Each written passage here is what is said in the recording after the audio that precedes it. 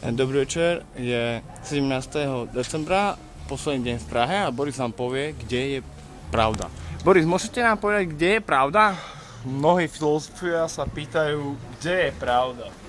Ja hovorím iba jednu vec, proste pravda je o tom, že vlastne akože ľudia by mali byť mentálne v zhode. To znamená iba jedno, že ľudia by mali konať, myslieť a hovoriť to isté. To Tak, znamená tá ale zhoda. môžete nám povedať explicitne, kde je pravda? Ukážte nám na pravdu. Tak pravda je predsa tu. Kde? Konkrétne tu je pravda. Ako náhle vstúpite tam a Tak tu je tá pravda. som v pravde, Nie som v pravde.